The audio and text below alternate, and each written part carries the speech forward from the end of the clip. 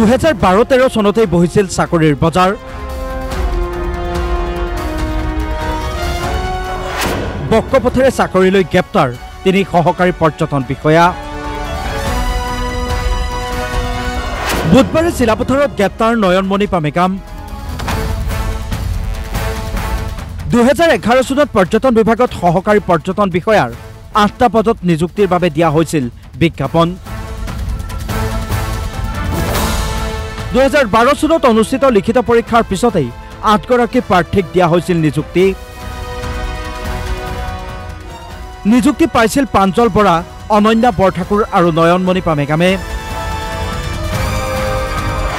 নিযুক্তি পাইছিল হিৰণ কুমাৰ শইকীয়া, মেহজুবিন বেগমে, গৌতম গগৈ, চেমিম মান্নান, মাধৱ দাসেও পাইছিল নিযুক্তি।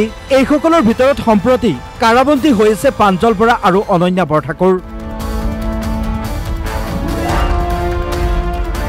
ইতিমধ্যে হিৰণ কুমাৰ শইকীয়া, চেমিম মান্নান, মেহজুবিন বেগম আৰু মাধৱ দাসে লাভ কৰিছে অগ্ৰিম জামিন। 4জনে জামিন ইতিমধ্যে আমি বেল অবজেকশন দিছিলো যদিও মহামান্য আদালতে তেওঁলোকক জামিন প্ৰদান কৰিছে আৰু বাকি যিসকল আৰু 2জন আছে তেওঁলোকক আমি শীঘ্ৰে গ্ৰেপ্তাৰ কৰিম। না আৰু আগবাঢ়িবলৈ বাকি নাই, আমাৰ অলমোষ্ট কমপ্লিট ইনভেষ্টিগেশ্যন। এতিয়া আমাৰ চাৰ্জশ্বিট দিব লাগে। 8 প্ৰাৰ্থীৰ নিযুক্তিত জড়িত আছিল মনালিছা গোস্বামী। সেই সময়ত পৰ্যটন বিভাগৰ সঞ্চালক আছিল IAS মনালিছা গোস্বামী। মনালিছা গোস্বামী আছিল নিযুক্তি বৰ্ডৰো অধ্যক্ষ। এই ক্ষেত্ৰত মনালিছা গোস্বামীক সহযোগ কৰিছিল নৱজ্যোতি বৰাই। নৱজ্যোতি বৰা আছিল মনালিছা গোস্বামীৰ সহকাৰী। বৰ্তমানে পলাতক IAS মনালিছা গোস্বামী, প্ৰাৰ্থী গৌতম গগৈ। বুধবাৰে গ্ৰেপ্তাৰ হোৱা চিলাপথাৰৰ পৰ্যটন বিষয়া নয়নমণিক বৃহস্পতিবাৰে হাজিৰ কৰোৱা হয় মুখ্যমন্ত্ৰীৰ বিশেষ তদাৰকী কোষত। হাজিৰৰ পিছৰে পৰা নয়নমণিৰ চলিছে মাৰাথান জেৰা। কিমান নিকা আৰু স্বচ্ছ এই পৰীক্ষাৰে চাকৰি লৈছিলে? এই নিযুক্তি প্ৰক্ৰিয়াত সম্পূৰ্ণ কেলেংকাৰী হোৱাৰ অভিযোগ আনিছে একাংশ যোগ্য বঞ্চিত প্ৰাৰ্থীয়ে। তাৰ পিছতে এই সমগ্ৰ তদন্ত প্ৰক্ৰিয়াটো অৰ্পণ কৰা হয় মুখ্যমন্ত্ৰীৰ বিশেষ তদাৰকী কোষক।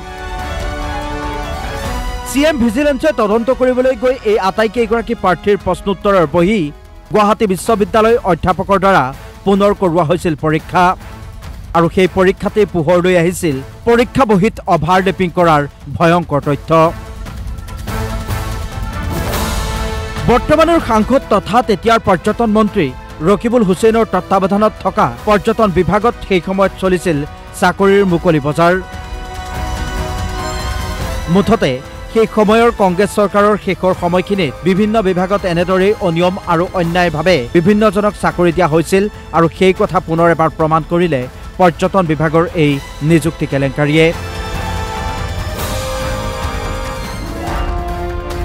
ভিডিঅ' জাৰ্নেলিষ্ট বিদ্যুৎ তালুকদাৰৰ সহযোগত কবিতা শৰ্মাৰ ৰিপৰ্ট DY365।